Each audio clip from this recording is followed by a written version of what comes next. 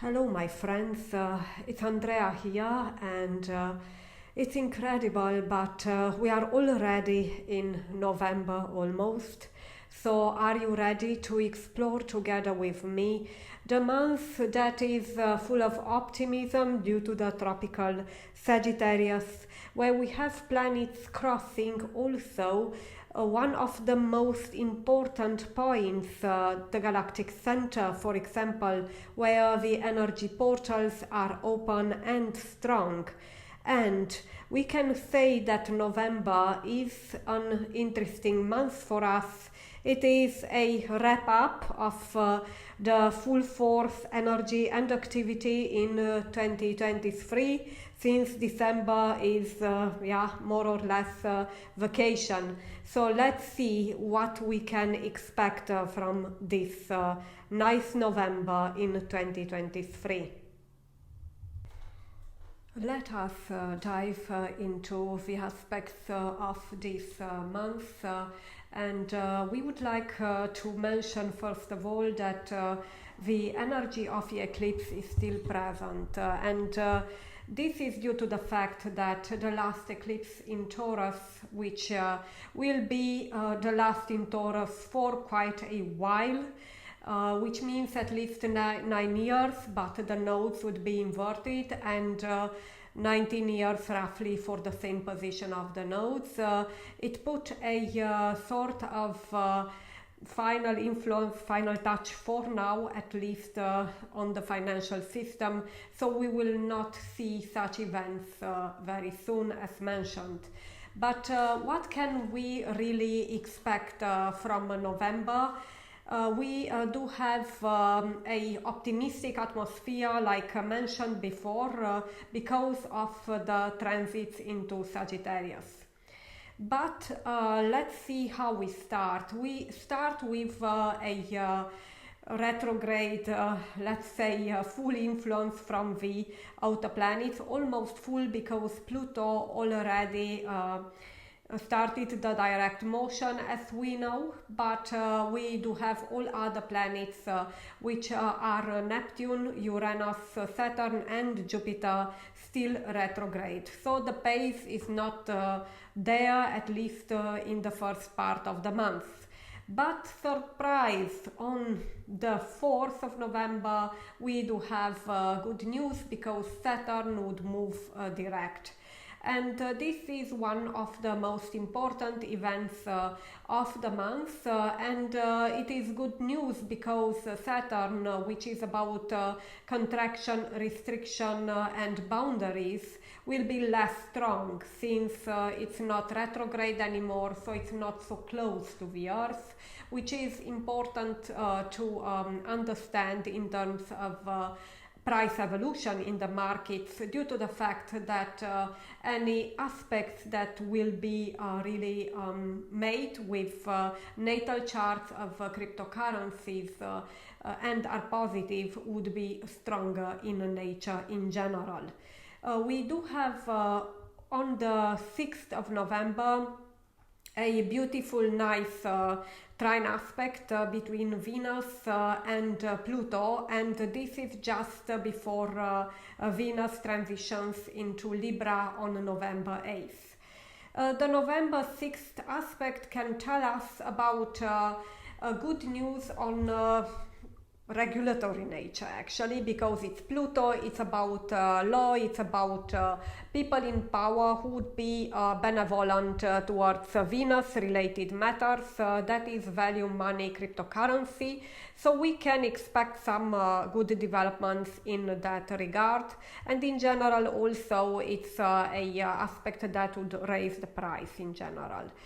Then on the 8th of November, like we mentioned, we have Libra already activated for Venus, which is good because Venus is in its home sign in Libra, it rules Libra, and this means that matters regarding Venus, which are money, value, cryptocurrencies, currencies, would really run well during this part of the month. So so roughly the 3 weeks that we have in November.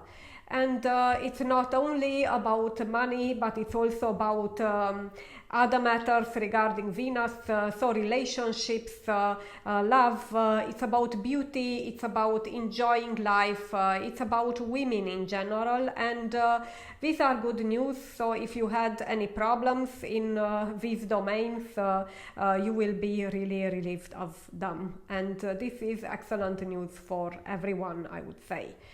Then we can really go into the new and full moon. I would go very briefly right now, and this will be detailed soon.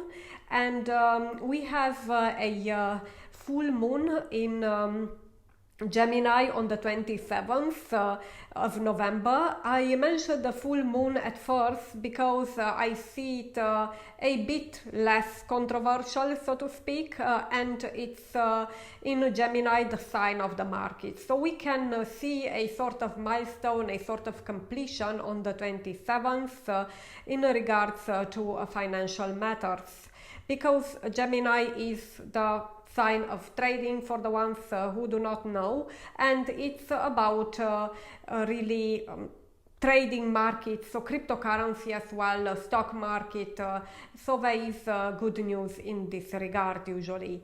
And we do have also the new moon on the 13th of November, which is quite turbulent. As you will see on the calendar, we do have stormy weather on the day, and we do have also a negative fire. So this is overall in the market, and we would dive into the weekly reports in more detail for Bitcoin and Ethereum, and in general for the crypto market as such. Now the last part of the month, especially from the 22nd, when planets would progressively transition into Sagittarius, which is an optimistic sign, we will have much more dynamics, more optimism, and the price action will develop more smoothly, and I would say with more steam, especially after November 24th. Now, of course, it could be the case that you would expect a trend, and yes, the trend is still there in the background, as I told you, for Bitcoin, but we do have this up and down influence from Uranus in the chart of Bitcoin in the dasha or time period, and this will really last until December 8th. So don't really expect, a straight trend up, and at least not before December 8th. We see some peaks, they are not really sustainable, but after December 8th we will have other influences, and we will talk about them soon.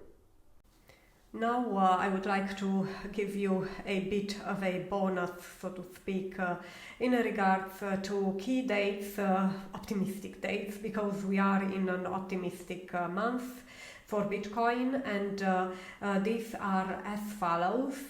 It's the 9th, 12th, 23rd, where we can experience the big fluctuation upwards, so to speak, the biggest, and we have 28th and 30th. Note that they are close, so they are near each other, so it could be that we have a bigger jump. Nevertheless, for BTC, we have Mars-related influences that are positive. We do not have any outer planet influencing BTC exactly in November. What are the optimistic days for Ethereum in November? So first of all, we do have outer planets aspecting Ethereum in November. Exact dates are the 12th and the 20th, and we do have also positive influences from Mars, bringing steam on the 1st, on the 15th, and on the 19th. With 15th and 19th, I would say pretty strong fluctuation, since the positions of the Sun and the Moon are aspected in the natal chart of Ethereum. So overall, we see more uplift of price in Ethereum's case. Now, I would like to remind you that you have all these aspects, including the negative ones, and even going deeper into the daily aspects for Venus, for Mercury, the Sun, and the Moon, which are closer, to our daily trading, for example. If you are interested in this on Patreon in advance 1 month, so you are very welcome to join. And I would also like to remind you our offer that until January 2024 we do have the possibility to give you after 4 months for free a extensive video course and reports forecast for the whole 2024 for Bitcoin and Ethereum for the gold tier. And if you sign up for the silver tier, you would get the video course and also the explanations for Bitcoin and the forecast for Bitcoin in 2024. Hope to see you there. Thank you. Let's analyze the new and the full moon of November and what can we expect in general. And I would also give you a high-level glance at Bitcoin, and let's start. So I would like to share my screen with you. So let's do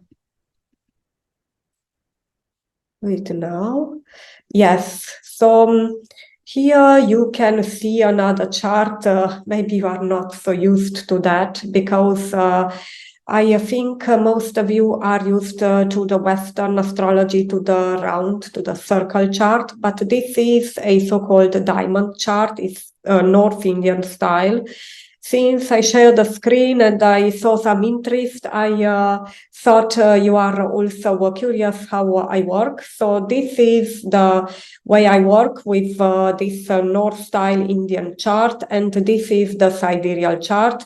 And we talk about the new moon in Scorpio in the tropical, but in sidereal it is in Libra. And I think to see it from a sidereal angle, it makes sense because it places the focus on Venus matters, since Libra is ruled by Venus. So it really shows this from the lens of cryptocurrency. So let's look at it. Yeah, we do have the ascendant in Scorpio, so always the first house is fixed here in the North Indian style chart, and it will always be like this, but the sign will change. So here I did this snapshot for the new moon in London, UK. And why? Because it's closest to UTC. No? It's now it will be in November, really, UTC GMT, so British summer time will be over. And therefore, I think the energies of this location, also due to its financial history, so to speak, as a center, yes, as a transactional center, is quite talking in its favor to consider it as a location. And it's close to the language of the blockchain, isn't it? It's UTC. So basically the time zone, we have the UTC birth time for Bitcoin. And that being said, the ascendant, you can ignore it because it's not so important. I want you to focus on this Libra, where you can see in this house, it's the 12th house in this case for London, Mars, Sun, and the Moon. So Sun and Moon together, no surprise there because it's the new moon. But we do have a tight conjunction with Mars. As you can see, this is less than 3 degrees. And it takes place in the nakshatra of Vishaka, which is about splitting. It's about cutting even, a fruit. Imagine that you cut a fruit in two. So this means that it is somehow related to a sort of split. It could be also cutting prices, but also splitting ways with old things, old ways to regard currency, cryptocurrency in general.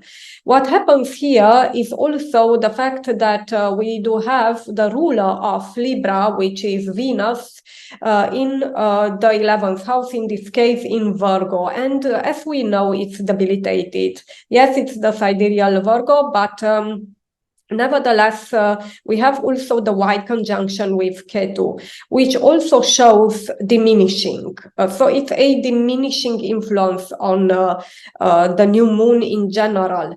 If we look at Mercury and Saturn, Mercury is the sign of the markets, and Saturn is very strong in Aquarius. It's quite a, it's a bit more than 3 degrees, but it's quite a tight square, which also shows a bearish influence. Now, I promised you on the Bitcoin side, on the first part of the day, there are positive aspects, but this will be negative, more negative in the second part of the day. I refer here to the hourly influences because these are also very important for the new moon, since it sets the tone for 2 weeks ahead. So we can say that the first part will be smoother, maybe a bit smoother than the second part of the influence of this new moon. And with this, I would like to stop screen sharing and also ask you, what do you think? November is usually a optimistic month, but with this influence, doesn't look like the new moon would bring much movement upwards. Of course, the other aspects really play a role. We have also long-term aspects which are good and protective influences for Bitcoin. So we will analyze these in more details in the upcoming weekly videos, but also on Patreon in the calendars. Thank you. And with this, I would like to go to the full moon. Let's see, is this better?